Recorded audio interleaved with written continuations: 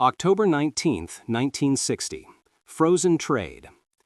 The Dwight D. Eisenhower administration of the United States imposed a near-total export embargo on Cuba, permitting only food and medicine to leave U.S. shores for the island.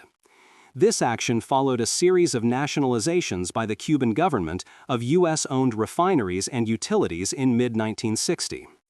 Through this step, the United States sought to disrupt Cuba's economy by cutting off American exports, tightening economic pressure during the Cold War era.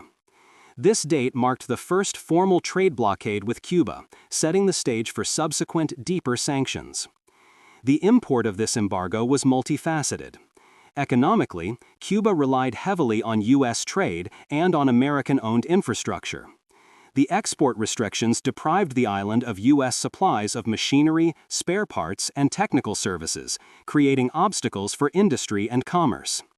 The Cuban nationalizations of sugar mills, oil refineries, the telephone company, and other enterprises totaled U.S. property valuations in the several hundreds of millions of dollars.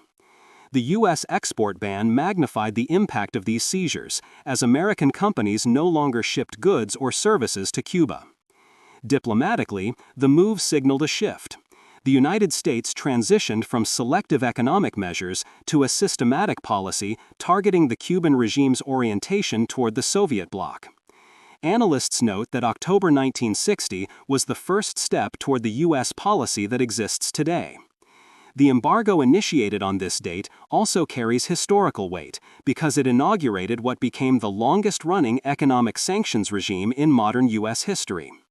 While the full import and export trade ban would arrive under President John F. Kennedy in February 1962, the 1960 action laid the structural foundation.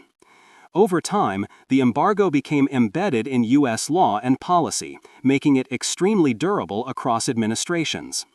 The broader significance of the October 19 measure lies in its role within the Cold War context. With Cuba's government aligning more closely with the Soviet Union and nationalizing U.S. interests, the United States viewed economic tools as part of its hemispheric strategy of containment. The embargo thus represented an economic front of the Cold War, exerting pressure without direct military confrontation. Moreover, it shaped U.S.-Latin America relations by illustrating the use of trade sanctions as an instrument of diplomacy. In addition, this embargo influenced how subsequent U.S. administrations approached sanctions and foreign policy design. It set precedent for using export controls and trade restrictions as leverage. The export ban of 1960 privileged humanitarian exceptions, food and medicine, while otherwise denying exports, illustrating the selective nature of economic pressure. The distinction between permissible and prohibited goods became a core feature of U.S. sanction regimes.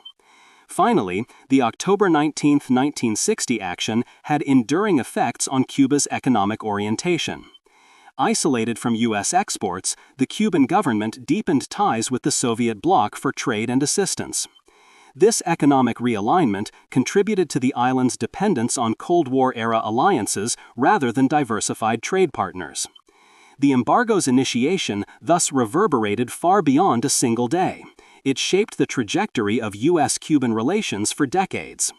For enthusiasts of historical ephemera, visit history-collectors.com to find collectibles that might complement your collection. You can own a piece of history.